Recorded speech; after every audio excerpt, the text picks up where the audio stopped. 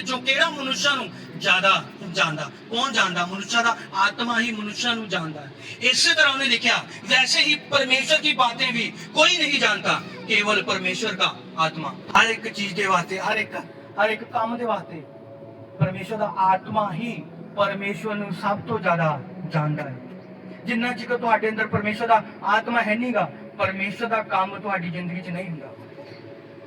परमेश्वर अगर तुहानू कोई चीज भी अगर देना चाहता, परमेश्वर अगर तुहानू ब्लैस भी करना चाहता, जिन्ना चिर परमेश्वर का आत्मा तुहाडे अंदर है नहींगा, परमेश्वर दा वाला काम नहीं होगा।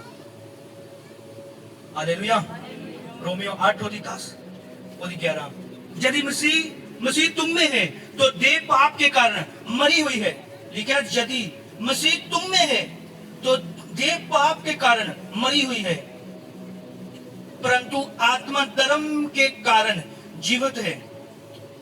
परंतु आत्मा धर्म के कारण जीवित है।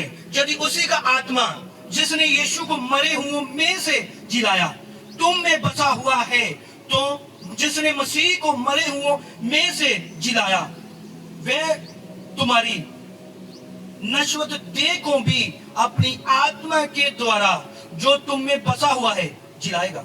लिखा, अगर प्रभु यीशु मसीह की आत्मा ਤੁਹਾਡੇ ਅੰਦਰ ਹੈਗੀ ਆ, जिस आत्मा ने प्रभु यीशु मसीह ਨੂੰ ਮੁਰਦਿਆਂ ਦੇ ਵਿੱਚੋਂ ਜੀ ਉਠਾਇਆ, ਅਗਰ ਉਹਦੀ ਆਤਮਾ ਤੁਹਾਡੇ ਅੰਦਰ ਹੈਗੀ ਆ ਤਾਂ ਤੁਹਾਡੀਆਂ ਵੀ ਮਰੀ ਹੋਈਆਂ ਚੀਜ਼ਾਂ ਨੂੰ ਉਹੀ ਪੁੱਤ आत्मा जी उठाऊगा।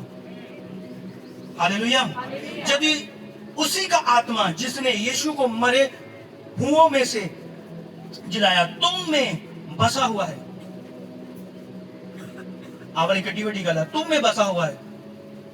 अगर तुहाडे अंदर पुत्र आत्मा होगा तो तुहाडियां मरियां होईयां चीजां जी उठणगियां। अगर तुम में बसा हुआ है, तुम में लिखा, अगर तुम में बसा हुआ है, अगर तुसी सोचो कितनी बड़ी गल है, तुम में बसा हुआ है। जिद्दां तुसी कह रहे ने, अगर मेरा वीजा आया हुंदा, अगर मैं आ वाली नौकरी ते हुंदा, अगर मैं आ वाले काम ते हुंदा, तुम में बसा हुआ है। समझ आई इस चीज दी? तुम में बसा हुआ है। कौन बसा होया? पवित्र आत्मा। जिद्दां तुसी सोचदे आ, तुसी बोलदे, अगर इस टाइम दे विच जब मैं आ वाली कंट्री च हुंदा तो मेरा आ वाला काम जल्दी हुंदा, आ वाली नौकरी ते हुंदा तो मेरा आ वाला काम जल्दी हुंदा। लिखा, अगर ओही पवित्र आत्मा तुम में बसा हुआ है। शायद हुण तुहानू समझ आई। देखो पवित्र आत्मा के कितने फायदे। हर एक चीज तुहाडी जिंदगी दे विच पवित्र आत्मा ने ही करनी है, किसी इंसान ने नहीं करनी। अगर इंसान भी तुहाडे नाल ज्यादा, अगर तुहाडे नाल इंसान ज्यादा होवे, अगर पुत्र आत्मा नहीं होगा तुसी फिर भी अधूरे हैं, फिर भी वो चीज ते नहीं जा सकते, फिर भी वो काम नहीं कर सकते। हालेलुया। कितना जरूरी है पुत्र आत्मा।